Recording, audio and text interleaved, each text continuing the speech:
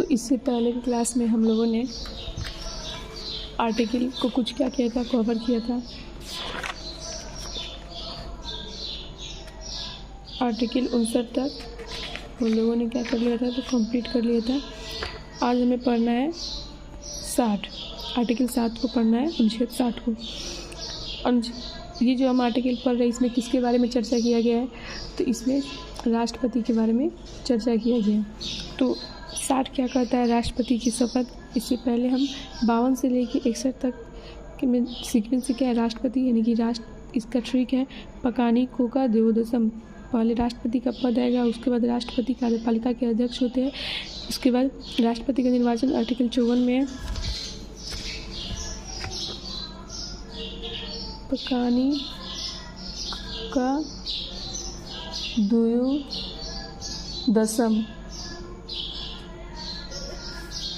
राष्ट्रपति का पद किसमें है, 52 में। राष्ट्रपति कार्यपालिका का अध्यक्ष होता है 53 में। राष्ट्रपति का निर्वाचन अनुच्छेद 54 में।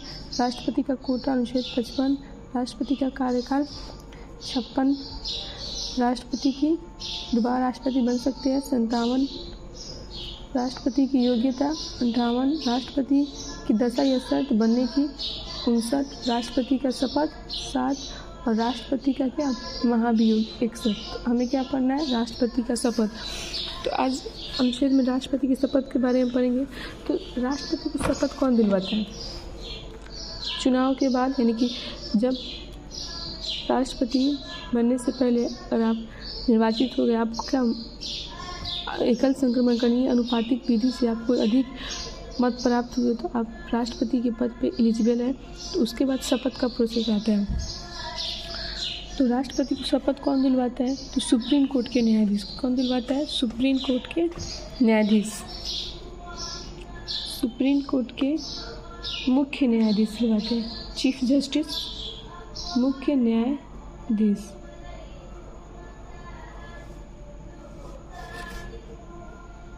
तैंतीस न्यायाधीश होते हैं और एक क्या होता है, उन्हीं में से उनका हेड होता है चीफ जस्टिस ऑफ होता है। तो ये क्या दिलवाएंगे, सुप्रीम कोर्ट को शपथ दिलवाएंगे। अगर चीफ जस्टिस की अनुपस्थिति हो, यानी कि मुख्य न्यायाधीश ना हो, तो इन्हीं में से कोई एक जो वरिष्ठ होगा वो क्या दिलाएगा, राष्ट्रपति को शपथ दिलवाएगा। क्लियर। अनुच्छेद 61।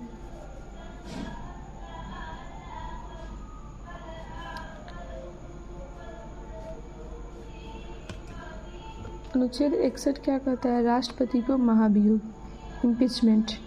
राष्ट्रपति पर महाभियोग, यानी कि ये महाभियोग क्या है, हटाने का प्रोसेस है कि आप उनको कैसे हटाते हैं, किस प्रोसेस से, यही बतलाता है। तो राष्ट्रपति पे महाभियोग की चर्चा किस में की गई है, तो अनुच्छेद 61 में किया गया। क्लियर। अब ये महाभियोग जो है, महाभियोग शब्द कहाँ से लाया गया है, तो यूएसए के संविधान से लाया गया। यूएसए के संविधान से ही हम लोगों ने क्या किया, अडॉप्ट किया। क्लियर।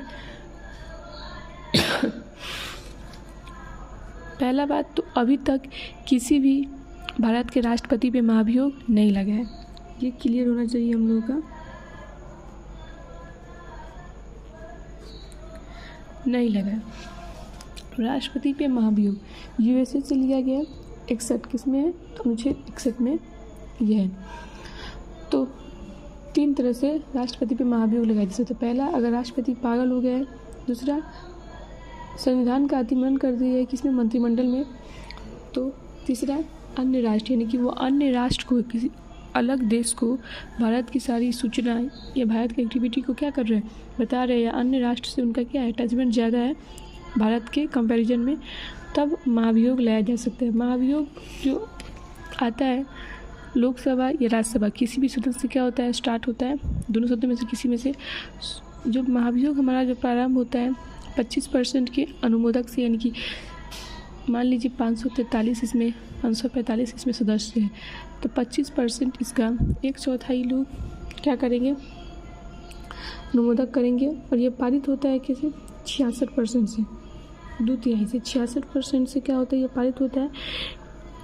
ये लोकसभा से अगर पारित हो गया, अगर इससे पारित हो गया तो इसमें राज्यसभा में जाने से पहले या लोकसभा में जाने से पहले 14 दिन पहले क्या किया जाता है, राष्ट्रपति को ये क्या इन्फॉर्म कर दिया जाता है कि आपके खिलाफ महाभियोग मतलब हो रहा है। क्लियर। तो इसे पारित कहाँ से किया जाता है, लोकसभा या राज्यसभा से। इन दोनों सदनों से क्या होती है, वो पारित होती है महाभियोग। क्लियर।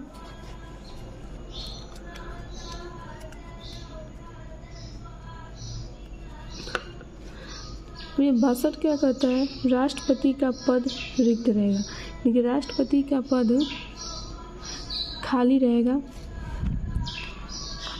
कब कब उसके बारे में बताया गया।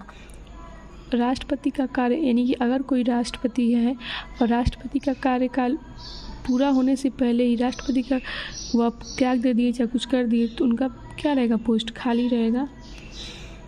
दूसरा, त्यागपत्र, अगर वह त्यागपत्र दे देते हैं या तो उनकी अनकंडीशनल यानी कि अचानक या किसी बीमारी से मृत्यु हो गई तो उन स्थिति में क्या रहेगा, राष्ट्रपति का पद खाली रहेगा। महाभियोग उन पे आ गया। अवैध निर्वाचन, अगर उनका निर्वाचन अवैध तरीक़ा से हुआ है तो उस टाइम राष्ट्रपति का पद क्या रहता है, खाली रहता है। तो उस टाइम पीरियड के बाद यानी कि उस टाइम में कौन काम करता है, राष्ट्रपति का सेकेंड हैंड, तो वाइस प्रेसिडेंट, उपराष्ट्रपति। उपराष्ट्रपति क्या करता है, ये सारा कार्य संभालता है। क्लियर। तो आज हम लोगों ने 59 से लेकर 59 और 60 को पढ़ा।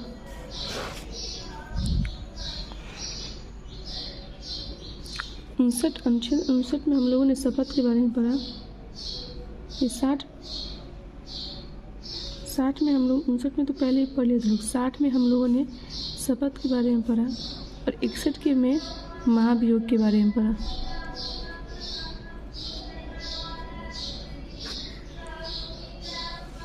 इकसठ में हम लोगों ने महाभियोग के बारे में पढ़ा।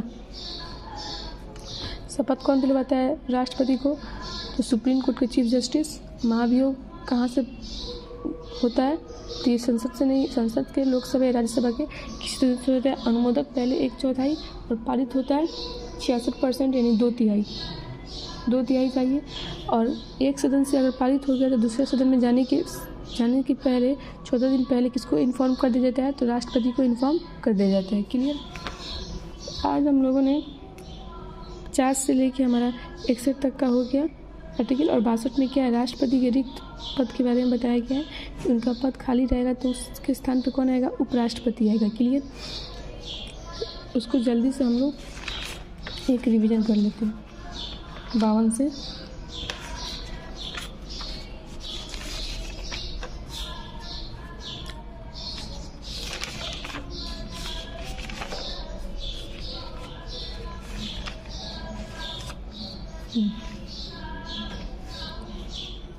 कहा गया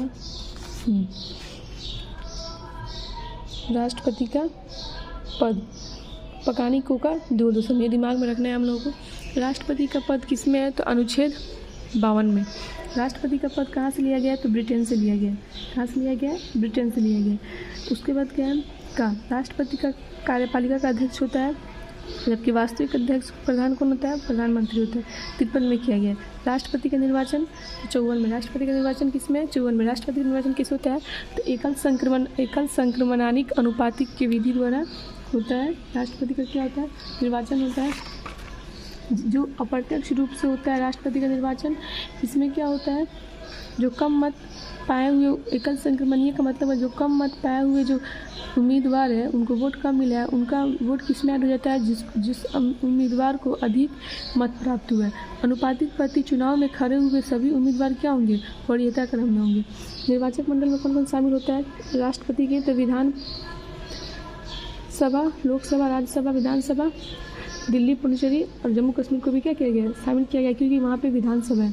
कौन कौन शामिल नहीं होता है, तो विधान परिषद, राज्यसभा के 12 मनोनीत सदस्य, लोकसभा के 2 एंग्लो इंडियन।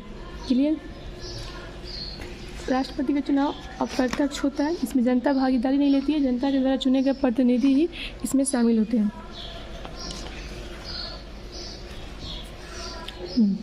तो हम लोगों ने को क से राष्ट्रपति का कोटा 55 में इसके बारे में बात बताया गया है, जितना वोट प्राप्त हुआ है उसे +1 और जितना उम्मीदवार है +1 बटा उम्मीदवार +1। कहाँ से अनुच्छेद 56 में क्या है, राष्ट्रपति का कार्यकाल 5 साल से पहले ही पूरा हो जाता है और इस बीच में अगर कोई राष्ट्रपति नहीं बनाए तो अधिकतम 6 महीना के लिए वो और रह सकते हैं। 57 में अनुच्छेद 57 में राष्ट्रपति दोबारा राष्ट्रपति बन सकते हैं, ये प्रोसेस दिया गया है। 58 में क्या कहा गया है, तो राष्ट्रपति की योग्यता, अब योग्यता क्या होनी चाहिए, तो भारत की नागरिकता होनी चाहिए, नागरिक होनी चाहिए। 35 साल की एज क्या बनाया गया, मैंडेटरी बनाया गया। चुनाव लड़ने से पहले उनको 15,000 रुपये RBI को जमा कराना होता है। 1/6 क्या होना चाहिए, तो अगर 1/6 से उनको वोट कम प्राप्त हुआ है तो ये बहुत ही आपत्तिजनक बात है। प्रस्तावक 50% और अनुमोदक, यानी कि लोकसभा या राज्यसभा से 50 हो उनको प्रस्तावक होना चाहिए और अनुमोदक 50 टू। क्लियर। अब दशम, राष्ट्रपति बनने की दशा है तो क्या होनी चाहिए, राष्ट्रपति बनने की यही होनी चाहिए कि वह लाभ के पद पे ना हो, पागल ना हो, दिवालिया ना हुआ हो, और संसद के किसी भी सदस्य का हिस्सा ना हो। राष्ट्रपति की शपथ कौन दिलाएगा, सुप्रीम कोर्ट के चीफ जस्टिस दिलाएंगे। अगर उनकी अनुपस्थिति में कौन दिलवाएगा, सुप्रीम कोर्ट के जो न्यायाधीश है उनमें से कोई एक वरिष्ठ दिलाएगा। क्लियर। एक्सेप्ट में क्या कहा गया, तो राष्ट्रपति पे महाभियोग, राष्ट्रपति पे महाभियोग कहाँ से लागू होता है, संसद से होता है। लोकसभा या राज्यसभा किसी भी सदन से ये हो सकता है, और एक सदन से जब पारित हो जाएगा तो कैसे 1/4 अनुमोदक, और पारित कैसे होगा 66% को, यानी कि 2/3। क्लियर। अब ये पारित हो जाएगा तो जब ये दूसरे सदन में जाएगा तो उससे जाने से 14 दिन पहले किसको इन्फॉर्म किया जाएगा, तो राष्ट्रपति को इन्फॉर्म किया जाएगा। क्लियर। तो आज हम लोगों ने 52 से लेके 61 तक के आर्टिकल को पढ़ा और 62 आर्टिकल को भी पढ़ा कि राष्ट्रपति का पद किस किस सिचुएशन में खाली रहता है। राष्ट्रपति क्या होता है, राष्ट्रपति की मृत्यु हो गई, त्यागपत्र दे दिए, या उनके महाभियोग आ गया, या उनकी क्या हो गई, अवैध निर्वाचन हो गया, तो इस कंडीशन में राष्ट्रपति का पद खाली रहता है। उनके स्थान पे कौन आता है, उपराष्ट्रपति आता है। क्लियर। तो जल्दी से हम उससे क्विक रिविजन कर लेते हैं। जल्दी से हम लोग क्विक रिविजन कर लें।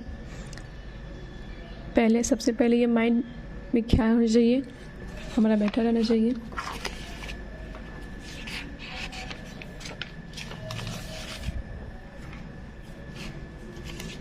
यहाँ पे नहीं लिखे हैं हम,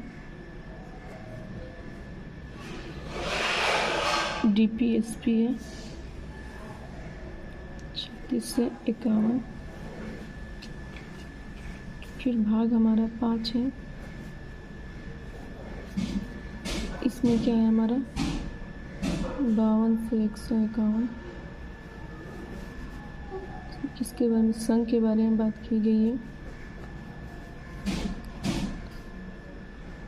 इसी में पकानी कोका देव दशम है, कोका देव दशम, फिर 62 रिक्त स्थान के बारे में कहा गया।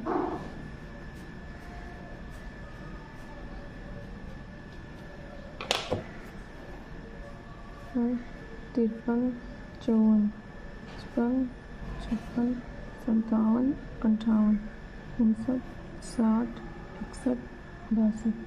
क्लियर। ये माइंड मेकअप रहना चाहिए हम लोगों का।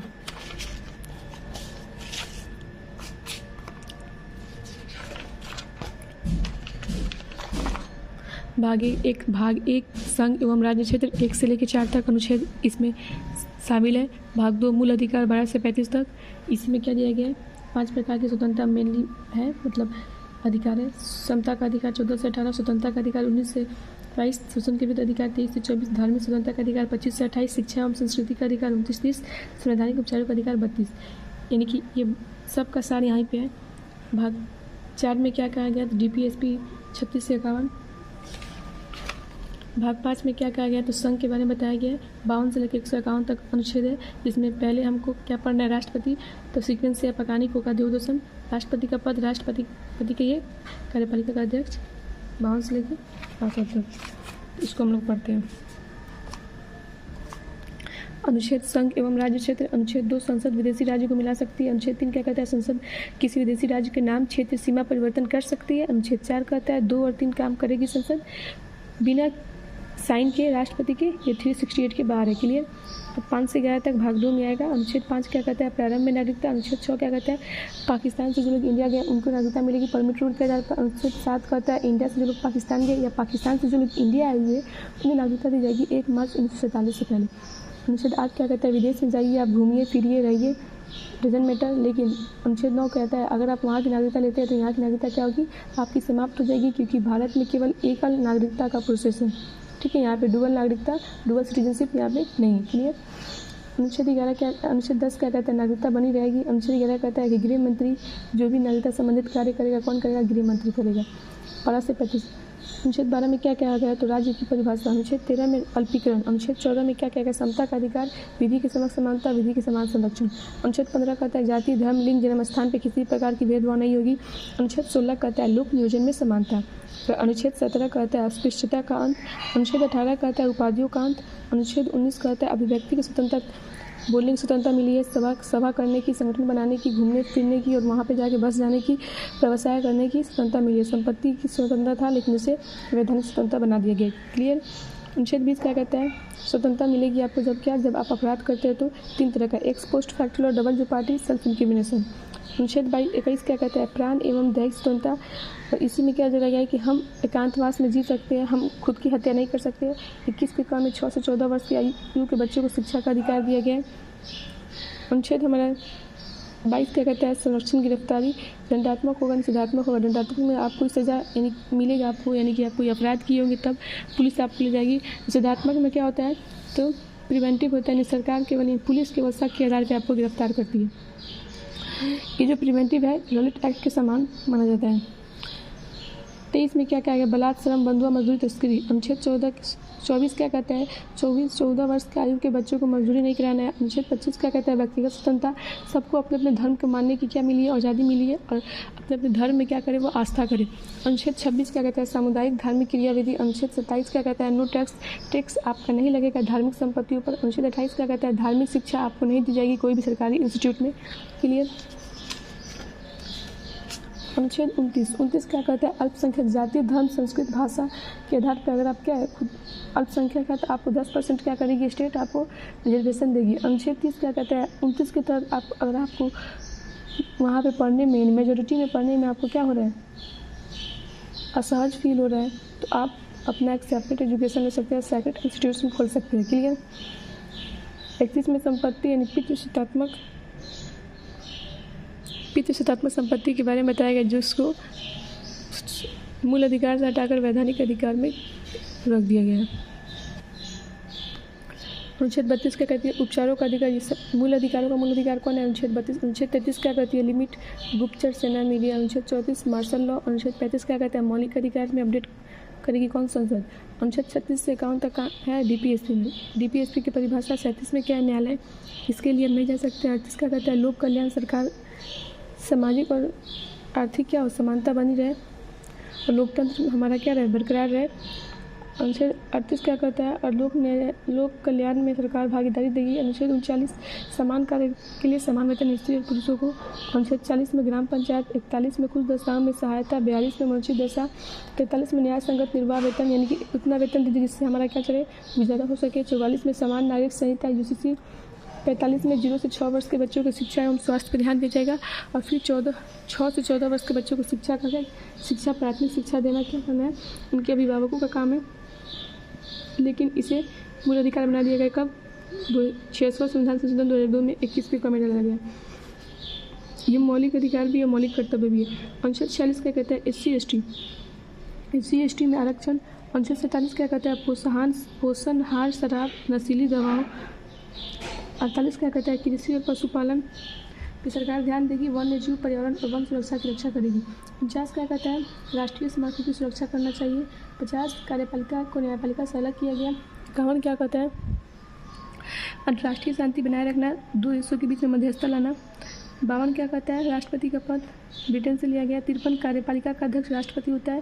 राष्ट्रपति का निर्वाचन एकल संक्रमणीय अनुपाती गुप्त अप्रत्यक्ष होता है। राष्ट्रपति का कोटा 55 में। 56 में राष्ट्रपति का कार्यकाल 5 साल से पहले हो जाता है। अगर कोई राष्ट्रपति नहीं है तो 6 महीने तक बन सकते हैं। 57 क्या है? राष्ट्रपति दोबारा राष्ट्रपति बन सकते हैं। 58 राष्ट्रपति बनने की योग्यता नागरिक होना चाहिए, 35 साल उम्र होना चाहिए, 15,000 रुपया जमा कराया हो, 1/6 उसे क्या हो, 1/6 कम से कम उसका मत आना चाहिए, प्रस्तावक और अनुमोदक 50-50 होनी चाहिए। अनुच्छेद 59 राष्ट्रपति की शर्त दशा, अनुच्छेद 60 शपथ, अनुच्छेद 61 महाभियोग, अनुच्छेद 62 स्थान और रिक्त। सो आज के लिए इतना ही। आई होप आपको समझ में आया होगा। Thank you for watching this.